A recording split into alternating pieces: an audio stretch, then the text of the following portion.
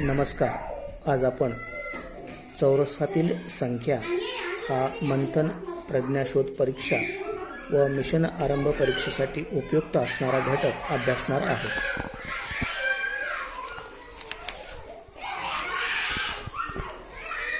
एकूण आपण 15 प्रश्न या घटकातील अभ्यासणार आहोत, जेणेकरून सर्व प्रश्नांची उत्तरे सहज व सुलभपणे आपल्याला काढणे सोपे जाईल.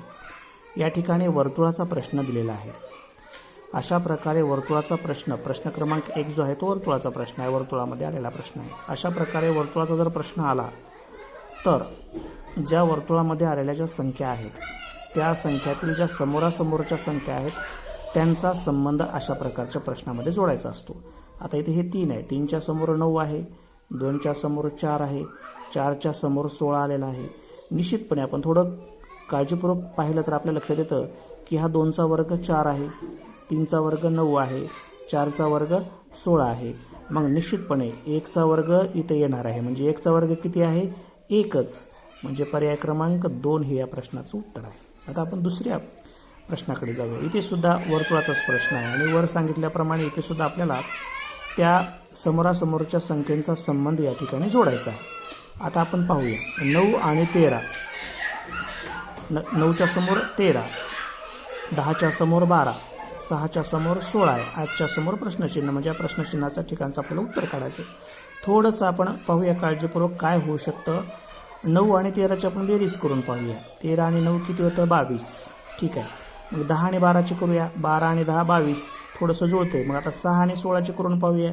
16 आणि 6 16, 6 22. निश्चितपणे म्हणजे 22 22. आता 8 मध्ये किती मिळवावं लागेल म्हणजे त्याचं उत्तर 22 येणार आहे. बरोबर, नक्कीच 8 मध्ये 14 मिळवावं लागेल. 14 आणि 8 22. म्हणजे या प्रश्नाचं उत्तर किती असणार आहे? पर्याय क्रमांक 3 14.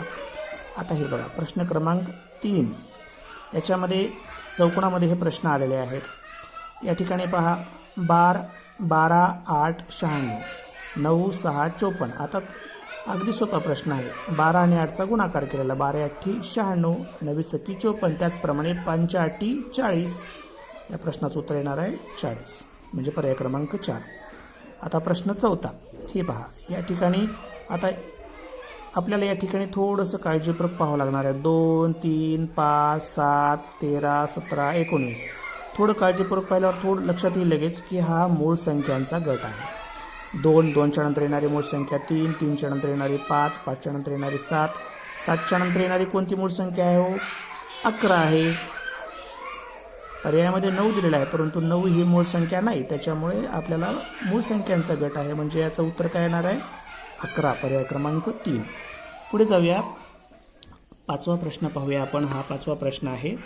5व्या प्रश्नामध्ये सुद्धा चौकोनामध्ये दिलेला आहे. अगदी सोपा प्रश्न आहे. हे पहा, वरच्या चौकोनामधल्या आणि शेवटच्या चौकोनामधल्या या दोघांचा काय केलेला आहे? गुणाकार केलेला आहे. 5 8 40 आणि तो मधल्या चौकोनात लिहिलेला आहे. 9 5 45. आता 4ला कितीनं गुणावं लागेल म्हणजे उत्तर 28 येणार आहे? नक्कीच 7नं गुणावं लागेल. 4 7 28, म्हणजे उत्तर येणार आहे इथं 7, पर्याय क्रमांक 4.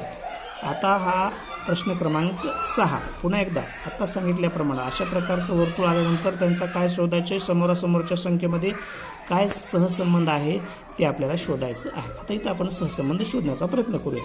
हे बघा, इथं 15 आहे, इथं 6 आहे. आता बेरीज करून पाहूया. पुन्हा बेरीज करून काही जुळते का बघूया. 15 आणि 6ची किती बेरीज होती? 15 आणि 6 21 होतं. बरं, आणि 17 आणि 8ची बेरीज केली तर ती थोडी जास्तच होते, म्हणजे बेरीजचा काही तर संपर्क जुळत नाही. आता आपण करूया वजाबाकी. 15 मधून 6 गेले किती राहतात? बरं, 15 वजा 6 9.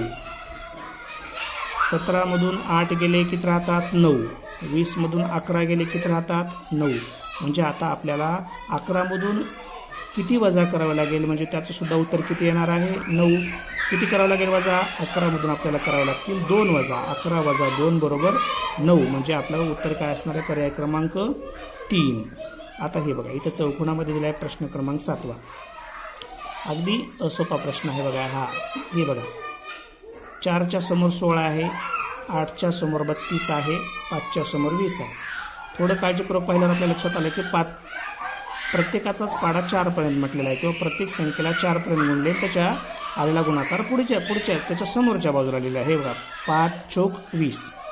4 चौक 16 आणि 8 चौक 32. त्याचप्रमाणे आता आपल्याला काय करावं लागणार आहे, कितीला गुणावं लागेल म्हणजे उत्तर 28 येणार आहे. तर 7ला गुणावं लागणार आहे 4नं. 7 चौक 28 म्हणजे या प्रश्नाचं उत्तर पर्याय क्रमांक 2 येईल. ओके, लक्षात. 7 चौक 28. आता पुढे आपण प्रश्न क्रमांक 8वा अभ्यासूया. या ठिकाणी चौकोना अशा प्रकारचे चौकोन दिलेले आहेत. 8 8 7 4 9 5 9 4 6 10 4 आणि प्रश्नचिन्ह. आता बघा, काहीतरी क्रिया करून पाहावी लागेल आपल्याला. ह्यांची बेरीज करून पाहूया आपण किती येते. 8 आणि 8 16, 16 आणि 4 20, 20 आणि 7 27 आलेले. ह्याची किती येते बघा. 9 9 18 आणि हे 9 27 म्हणजे 27 27 म्हणजे नक्कीच या चौकोनासुद्धा बेरीज किती आली पाहिजे, 27 आले पाहिजे. 10 आणि 6 16, 16 आणि 4 20. आता 27 होण्यासाठी किती कमी पडायला लागलेले आहेत, 7 कमी पडायला लागलेले आहेत. म्हणजे पर्याय क्रमांक 1 या प्रश्नाचं उत्तर असेल. तर 7 आल्याच्या नंतर या चौकोनाची सुद्धा बेरीज किती होणार आहे, 27. आता हे प्रश्न क्रमांक 9 अभ्यासूया. प्रश्न क्रमांक 9 मध्ये काय दिले आहे पहा. 3च्या समोर 20, 12च्या समोर हे 5.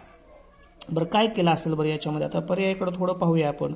असं काही केलं का वजाबाकी केल्यावर काही येईल का. 12मधून 5 गेले 7, 20मधून 3 गेले नाही, वजाबाकी चालणार नाही. गुणाकार करून पाहूया आपण समोरासमोरच्या. 20 गुणिले 3 20 त्रिक 60, 12 पंचे 60 म्हणजे काय होणार आहे, गुणाकार येणार आहे. आणि गुणाकार केल्यानंतर कोणती संख्या येणार आहे बरं, 60 ही संख्या या ठिकाणी येणार आहे. म्हणजे पर्याय क्रमांक 2. 12 पंचे 60, 20 त्रिक 60. आता प्रश्न क्रमांक 10 अभ्यासूया आपण. हा प्रश्न क्रमांक 10. प्रश्न क्रमांक 10 मध्ये काय केलेलं आहे पहा.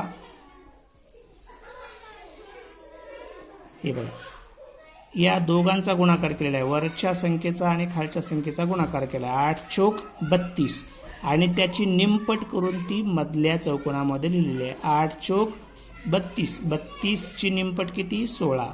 9 8 72, 72ची निमपट 36. आता कितीच्या संख्येनं गुणावं लागेल म्हणजे निमपट इथे 21 येणार आहे. निश्चित निमपट 21 येण्यासाठी उत्तर 42 यावं लागणार आहे आपल्याला. मग आता किती, ह्या 7ला कितीनं गुणल्यानंतर उत्तर 42 येईल. 6च्या पाड्यानं 6 7 42, 42ची निमपट 21 म्हणजे पर्याय क्रमांक 3 हे उत्तर या ठिकाणी येईल. आता पुढे बघा, प्रश्न क्रमांक 11 अभ्यासू आपण. या ठिकाणी बघा काय केलेलं आहे. 5 4 3 6 यांचं बेरीज करूया आपण. काय होतं बघूया. 5 आणि 4 9, 9 आणि 3 12, 12 आणि 6 18. आता एक लक्षात आलं, इथं 12 आणि 6 18, 18 केलेल्या आहे. 18ची निमपट 9 इथं लिहिली आहे. इथं पण असंच होतं का बघूया. 7 आणि 2 9, 9 10 11 12 13 14, 14ची निमपट 7. अगदी बरोबर आहे. इथं 8 आणि 7 14, 14 आणि 5 19 आणि 3 22, 22ची निमपट 11.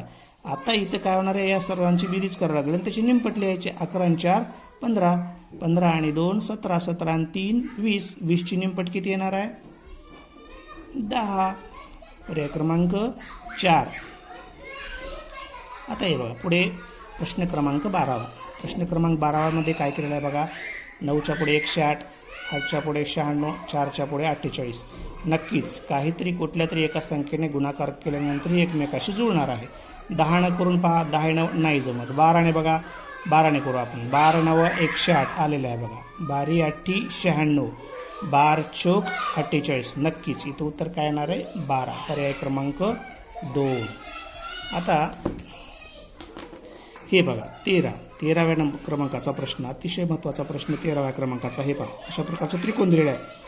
इथं काय करायचं आहे, यांची करायची आपल्याला बेरीज. बाहेर दिलेली जी संख्या आहेत 9 7 2 किती होते बरं बेरीज. 9 आणि 7 16, 16 आणि 2 18. आलेली जी संख्या आहे त्या आलेल्या संख्येला काय केलं, 3 भागलेलं आहे. 3 सख 18, 3 सख 18. आलेला भागाकार किती आहे, 6 म्हणजे तिथे 6 आलेले आहे. आता बघा 10 आणि 8 18, 18 आणि 6 24.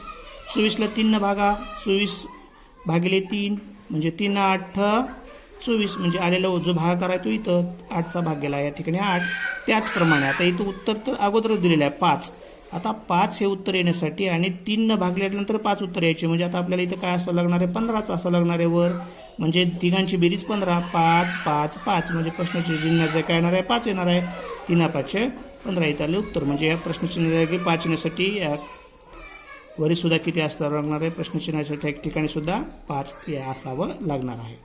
आता हे प्रश्न क्रमांक 14. हे पहा, प्रश्न क्रमांक 14 काय केलेलं आहे बघा. हे गुणाकार आहे सरळ सरळ. 2 चोक 8, 3 9 27. आता 125 उत्तर येण्यासाठी या 5ला कितीने गुणावं लागणार आहे? 25नंच गुणावं लागेल. 25 5 126. पर्याय क्रमांक 2. आता शेवटचा प्रश्न या ठिकाणी बघा. आता इथं काय केलेलं आहे बघा. प्रश्न क्रमांक 15व्यामध्ये काय केलेलं आहे? 4 आणि 3ची बेरीज केलेली आहे. 4 आणि 3ची बेरीज केलेली आहे. आलेल्या बेरीजेचा वर्ग केला आहे. 4 आणि 3 7, 7चा वर्ग 49. 2 आणि 8 10, 10चा वर्ग 100. 7 आणि 1 8, 8चा वर्ग किती येणार आहे? आपोआपच 64. पर्याय क्रमांक 4 हे आपलं उत्तर असणार आहे. धन्यवाद मित्रांनो.